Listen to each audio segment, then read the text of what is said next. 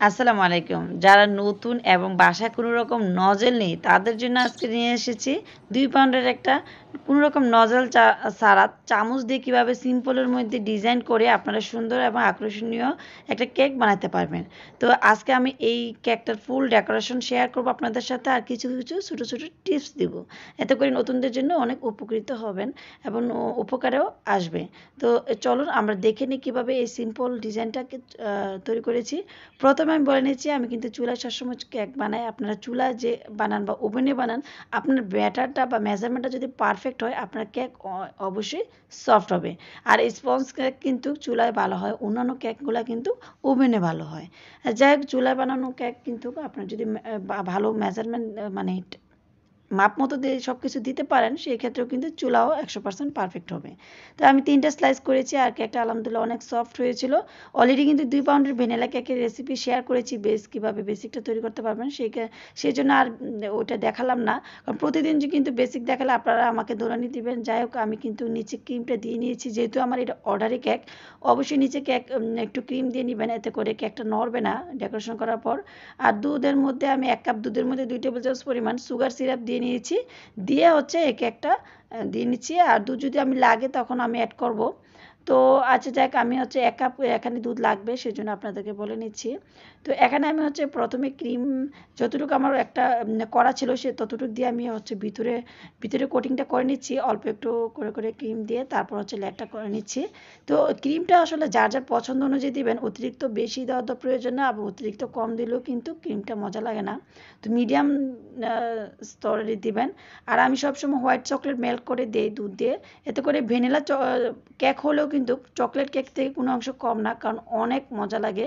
White চকলেটটা যদি melt করে দেন, ভ্যানিলা কেকের টেস্টটা কিন্তু দ্বিগুণ হারে বেড়ে যায়। আর যদি দিতে পারেন দুধের সিরাপ, সুগার সিরাপ, তাহলে কিন্তু আপনার কাছে কেকটা অনেক টেস্টি হবে।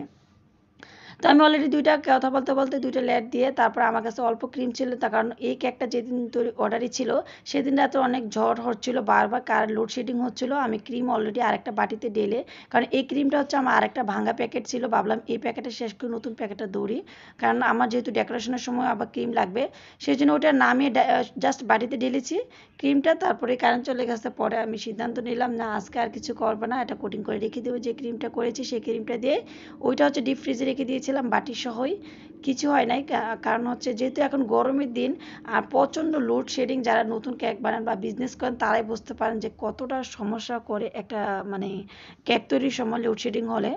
তো যাই হোক, পরের দিন চলে আসলাম, আমি কিন্তু ফেলে রেখে দিয়েছিলাম। আপনারা চাইলে কিন্তু আধা ঘন্টা বা 10 মিনিট পরে একটু ফ্রিজে কোটিং করে রেখে দিবেন, তারপরে কাজ করবেন। কারণ আমার হাতে যেহেতু সময় ছিল, তাই আমি ফ্রিজে রেখে দিয়েছিলাম। একটা পাইপিং ব্যাগে ভরে নেবেন যারা নতুন, এতে করে ক্রিমের অপচয় কম হবে আর ফিনিশিংটা তাড়াতাড়ি নিয়ে আসতে পারবেন। আবার চারপাশ দিয়ে একই হারে ক্রিম যাবে, তো সেই জন্য আপনারা তাড়াতাড়ি ফিনিশিংটা আনতে পারবেন। তো যারা অভিজ্ঞ তারা কিন্তু আপনারা চাইলে পাইপিং ব্যাগ ছাড়াও করতে পারবেন। তো যাই হোক, পাইপিং ব্যাগে নিলে কিন্তু অনেক সময় বাতাস ঢুকে, এয়ার বাবলস ঢুকে ক্রিমটা ফাটা দেখা যায়। যদি ফাটা দেখা যায়, তখন আপনারা একটা নাইফের সাহায্যে এই যে একবার ডান দিবেন, একবার বামে দিবেন, এতে করে কিন্তু আপনার ফিনিশিংটা স্মুথ হয়ে যাবে। এতে দেখুন হালকা করে ধরে তারপর স্কেল বা এই যে স্পেচুলা দিয়ে আমরা যেটাকে নাইফ এই সমান মানে কেকের ফিনিশিং টানি, সেটা দিয়ে আমরা আলতো হাতে ঘুরাবো। একবার বামে দিব, একবার ডানে দিব, দেওয়ার পরে যখন দেখবো আমরা মোটামুটি ফিনিশিং চলে আসতেছে, তখন এক সাইডে দিয়ে আস্তে করে নিয়ে আসবো, আর উপরটা আস্তে আস্তে দিয়ে দিব। আর দেখুন পাইপিং ব্যাগে দিলে কিন্তু সময়টা একদম কম লাগবে, একদম ইজি। তো আপনারা যারা নতুন অবশ্যই পাইপিং ব্যাগে দেওয়ার চেষ্টা করবেন। পাইপিং ব্যাগের মাথাটা ছোটো করে কেটে তারপর ওটাতে দিয়ে দিবেন, এতে করে দেখবেন তাড়াতাড়ি হয়ে যাবে কাজটা, আর হচ্ছে ফিনিশিংটা আনতে ইজি হয়। কারণ নতুন অবস্থায় কিন্তু কেক একদিকে বেশি ক্রিম হয়ে পড়বে, একদিকে কম ক্রিম হবে। তো আপনারা এদিক দিয়ে খেয়াল করবেন। আর এই ক্রিমের কালারটা এনেছি আমি হালকা লাল রেড কালার দিয়েছিলাম, আর আমি একটু হোয়াইট কালারও দিয়েছিলাম এই কালারটার মধ্যে। তো আচ্ছা যাক, সাদার মধ্যে অল্প একটু রেড কালার দিলেই কিন্তু এই কালারটা চলে আসে। উপরে আমি ফিনিশিংটা হালকা করে নিয়ে আসতেছি, আর চারপাশে দিয়ে নিয়ে আসবো। কেকের ফিনিশিংটা কিন্তু আপনার যার ফিনিশিংয়ের উপরে, আসলে যে যত বেশি প্র্যাকটিস করে তত বেশি কিন্তু ফিনিশিং হয় কেকের। তো এত ফিনিশিং নিয়ে নতুনরা এত প্যারা দিবেন না, কেক ট্রাই করবেন, আস্তে আস্তে দেখবেন ইনশাল্লাহ ফিনিশিং চলে আসবে। আর এখন যেহেতু একটু গরম, একটু ডিস্টার্ব করবে কেক তৈরি করার সময়, তাতে কোনো সমস্যা নেই, আপনার কেকের টেস্ট হলেই হবে। দেখুন আমি কিন্তু মোটামুটি যেদিক দিয়ে একটু উঁচু নিচু হয়েছে বা একটু কম পড়েছে সেদিক দিয়ে অল্প অল্প করে একটু ক্রিম দিয়ে নিয়েছি। তো আমরা যেহেতু ঢাকার মধ্যে হোম ডেলিভারি দেই, আসলে ঢাকার মধ্যে কেক অর্ডারে নেই, অন্য কোথাও নেই না। তবে আমার বাসা যেহেতু ক্যান্টনমেন্টের পাশে, ক্যান্টনমেন্টের আশেপাশে হলে কিন্তু আমার একটু সুবিধা হয়, ডেলিভারির ঝামেলাটা একটু কম থাকে। কারণ হচ্ছে অনেক দূরের, যেহেতু এখন প্রচণ্ড গরম। তো অবশ্যই আমার যারা ক্যান্টনমেন্ট এলাকার আশেপাশে এলাকা আছেন তারা আমার পেজে আমন্ত্রণ রইল, বা আর যারা ইউটিউবে দেখছেন তারা কিন্তু চ্যানেলটি সাবস্ক্রাইব করে পাশে থাকবেন, কারণ আমি কিন্তু নিত্য নতুন নতুন কেকের ভিডিও আপনাদের সাথে ইনশাল্লাহ শেয়ার করব। আর বিভিন্ন রেসিপিও শেয়ার করছি আর শেয়ার করব ইনশাল্লাহ, চেষ্টা করব আপনাদের সাথে নতুন নতুন রেসিপি। তো যাই হোক, কেকের ফিনিশিং মোটামুটি চলে আসছে সাধ্যের মধ্যে। তারপর আমি চারপাশ দিয়ে মুছে তারপর একটা চামচ আলতো করে ধরে তারপর হচ্ছে ঘোরাচ্ছি। যেহেতু আমার প্লাস্টিকের টার্ন টেবিল, আসলে স্টিল টার্ন টেবিল হলে এই ফিনিশিংটা আরও বেশি সুন্দর হতো।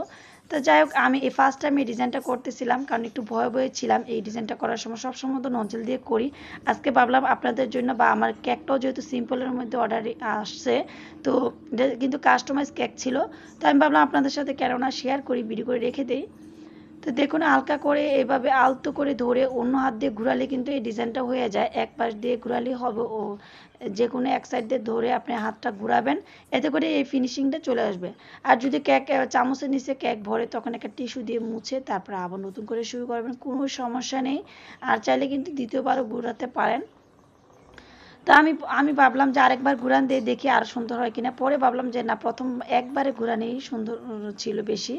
তো যাই হোক, আমার কেকটি আপনাদের কাছে কেমন লাগবে সেটা অবশ্যই কমেন্টসের মাধ্যমে জানাবেন, কারণ একটা সিম্পল কেকেরই আমি একটু পরে দেখুন কত সুন্দর করে তুলি। হালকা ডিজাইনের মধ্যেও কিন্তু কেক সুন্দর লাগে। অতিরিক্ত ক্রিম দিয়ে কিন্তু অনেকে আবার পছন্দ করেন না, হালকা ডিজাইনের মধ্যে পছন্দ করেন।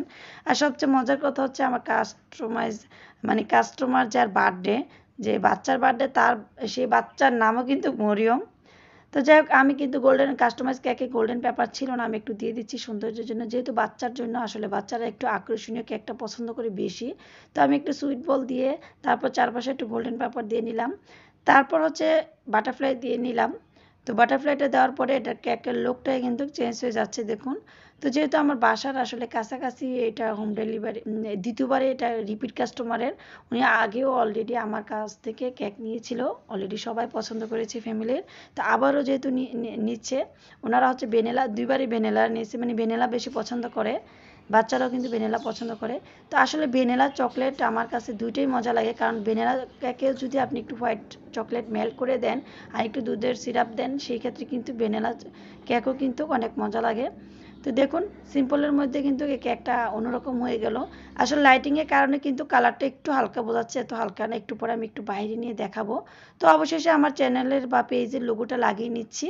তো যারা আমার এই পেজে, আমার পেজ থেকে নতুন এই ভিডিওটি দেখছেন তারা অবশ্যই পেজটি ফলো দিয়ে পাশে থাকবেন এবং লাইক কমেন্ট শেয়ার করবেন। আর কমেন্টসের মাধ্যমে জানাবেন, এই জানালে আমি কিন্তু উৎসাহিত হই।